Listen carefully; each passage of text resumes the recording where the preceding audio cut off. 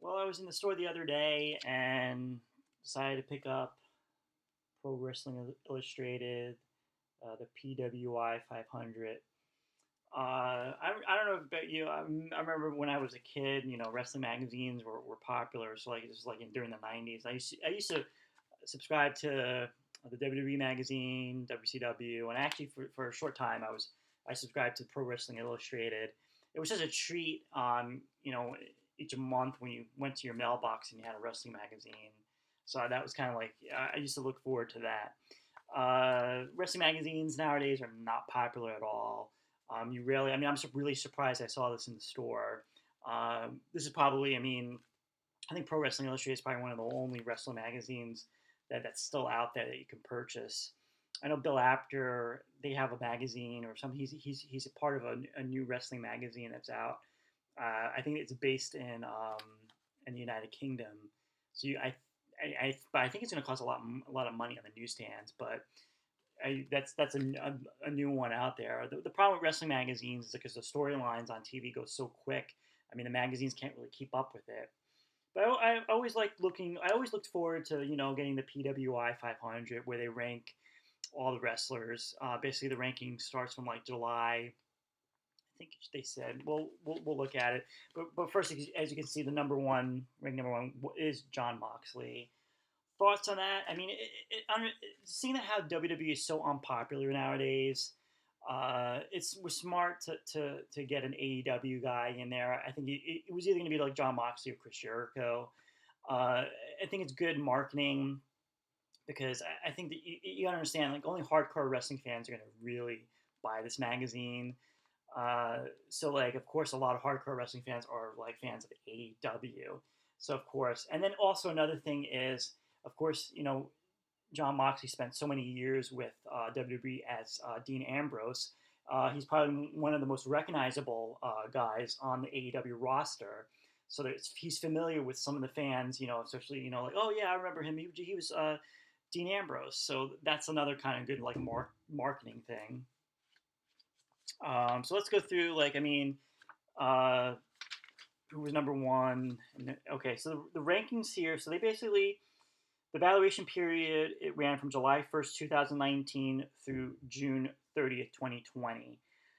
So basically, they've taken in consideration when they rank the guys as win and loss record, technical ability, influence on the sport, success against the highest grades of competition, success against the most diverse competition, activity, making sure that they're currently wrestling.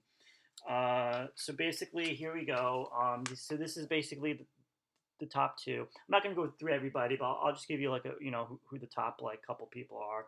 So you got John Moxley. I mean, in my opinion, I really think that Adam Cole had a better year. Longest reigning like NXT champion.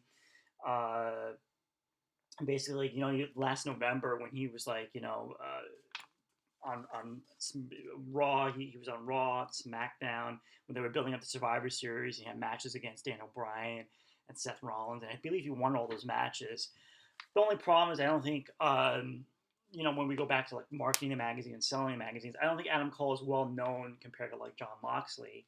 So many people don't recognize him, so they might not buy the magazine if he was on the cover. But number three was Chris Jericho. So we got three, Chris Jericho, and the first WWE guy, Drew McIntyre, is number four. Uh, so Jericho definitely, again, I actually thought he would be number one. First AEW champion. I think in the last couple of months he's kind of become a joke, and I liked his persona when he was in New Japan, that serious and kind of even the picture they have is from New Japan. If you can see, I'm sorry about the glare, but so we got Drew McIntyre number four. Like it's unfortunate, Drew McIntyre is getting this push during this period with no crowd. He was ranked in 2019 as number 36, and now he's number four. So that's pretty good. Then we got some New Japan guys. We got Nato number 5 and Okada number 6. Okada was actually number 1 back in 2017. haven't kept track of much of New Japan really. Cody Rhodes comes in at number 7, so that's pretty cool. And number 8 is Seth Rollins. Seth Rollins was actually number 1 last year, and boy has he fell. Really, they even mentioned the Messiah gimmick is kind of like it's not really working that well, and I mean he's just been I mean since his career has gone down since last year's Hell in the Cell when he lost to well actually I think he actually won the match. I don't know that they had that weird ending with him in the Fiend, and I mean he pretty much went down from there, and it's hopefully I'm not a big fan of the Messiah gimmick, and I know they're trying to really make it work, but it's not working. Number 9 is Kofi Kingston, and number 10 is AJ Styles. So you got to remember, I mean, even though it feels like so long ago, I mean, this covered the period when Kofi Kingston was the WWE champion, and he had matches against Samoa Joe and Kevin Owens and Randy Orton. Actually, he had a few with Randy Orton. Actually, I think they wrestled at last year's SummerSlam. So yeah, I mean, he had a successful year. I just feel like once he dropped the title to Brock Lesnar at like the SmackDown debut on Fox back in October, it was like almost like he kind of like went back to the tag teams and was kind of lost in the shuffle. And they were like, man, this guy was the WWE champion. Where's his rematch? I mean, give him another, continue the single push. Right now he's injured. But I think, I mean, I don't know. I think they did all they can with the New Day as tag teams. And I think that Kofi should continue get a singles run, and probably and of course Big E, and then Xavier comes back. I mean, it'd be cool if you have him on all 3 different brands. You have like Kofi on like SmackDown or Big E on Raw, and Xavier on like NXT or something, and they all dominate. That'd be cool. AJ Styles number 10. Last year he was in 2019 he was number 3. 2018 he was number 2. 2017 he was number 2. He was actually number 1 in 2010 during his TNA days. Yeah, he kind of dropped a couple. I mean, right now, I mean, because he was like the U.S. champion, and then now he was like feuding with the IC, going for the IC title. So it's kind of weird that he's not going for the heavyweight title. Now, so they do the top 10, and then and then they do this. So Keith Lee comes in at number 11. That's kind of high for him because like back in last year he was 157. Brock Lesnar is number 12. I don't know. That's kind of weird. Kenny Omega is number 13. And last year he was number 8, so he definitely dropped because he was pretty much concentrating on like tag teams. I think hopefully we'll get the Kenny Omega that everybody's been expecting from like the Kenny Omega from the New Japan days, getting that be that top contender. Roman Reigns is number 14, and he was number 7 last year, so he kind of dropped. Of course, you're gonna see a drop of Roman Reigns since he's been was away for a couple of months. Nick Aldis, the NWA champion, is number 15. Last year he was number 41, so he's kind of like dropped down. So that's, I mean, he moved up, I should say. Bray Wyatt is number 16. He was 169 last year, so he's definitely moved up. So that Fiend character is kind of really working. Anything else? Braun Strowman's number 19. He was 27 last year. I mean, his beating Goldberg at WrestleMania kind of really helped. Anything? MJF was number 22 here last year. He was 135. So against being on AEW really helped increase his stock in wrestling. Let's see what else we got here. Nakamura is 26. Last year he was 31. So he's pretty much in the same range almost. Roderick Strong, number 29. Last year he was 82. So we're seeing him being, getting an increase there. I think they were talking about even like last year, like last September, um, when he was he was the North American champion, I believe, and he held the belt for 4 months, and he even beat the IC champion Nakamura and AJ Styles in the triple threat match at Survivor Series.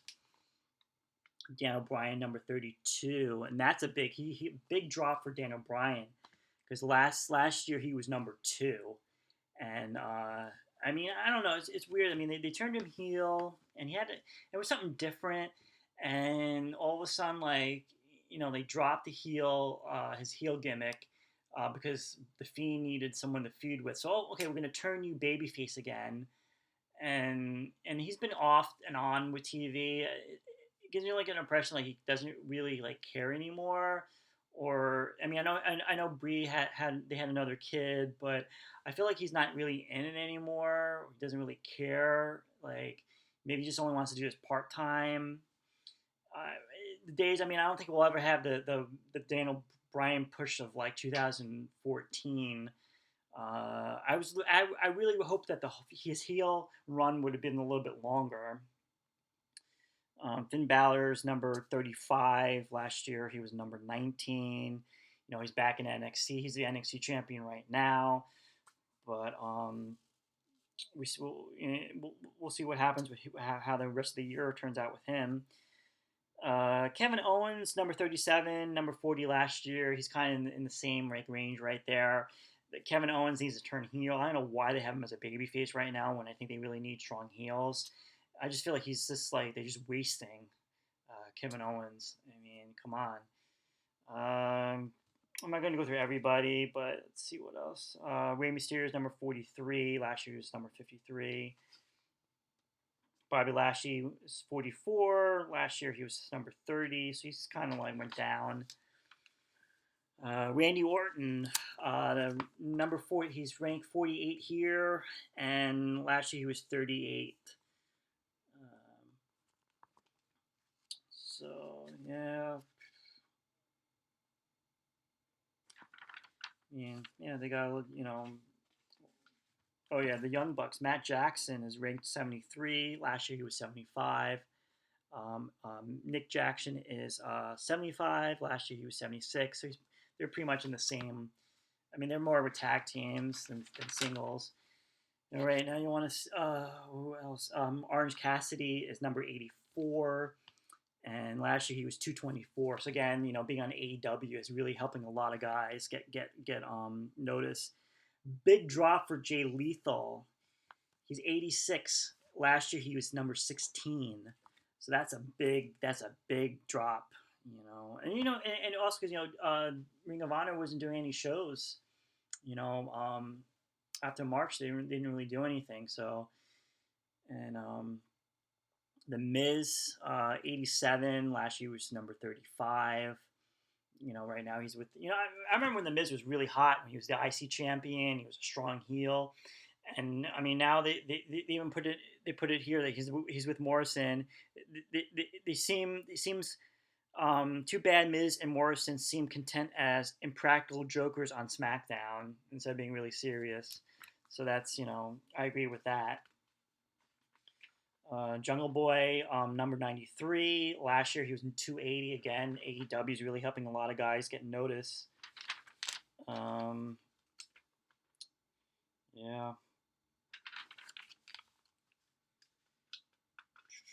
Anybody else I notice here real quick?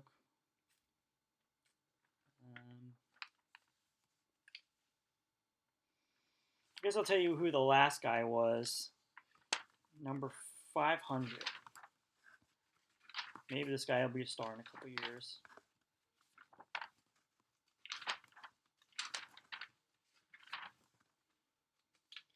The last guy, number 500, is Dan the Dad. And last year he was not listed at all. Don't know who this guy is. I don't know where he wrestles. But Dan the Dad is number 500. And anybody else in the last few groups that we know?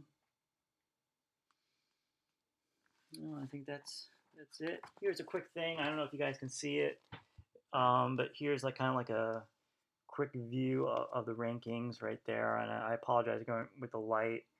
But again, you could go on the online on the internet and check out who's the top, who's ranked each, But it's always interesting. I mean, again, these rankings are really. I mean, WWE doesn't really acknowledge any of these. I mean, they don't acknowledge anything outside WWE, so they're not gonna like. You're not gonna see on WWE TV that's saying, "Oh, Drew McIntyre is ranked number 4" or whatever. I'm not sure. I think maybe AEW might have mentioned this on their TV. Who knows? But like again, it's cool that this is like pretty much the only magazine I really buy. When this comes out. So yeah, that's pretty much it.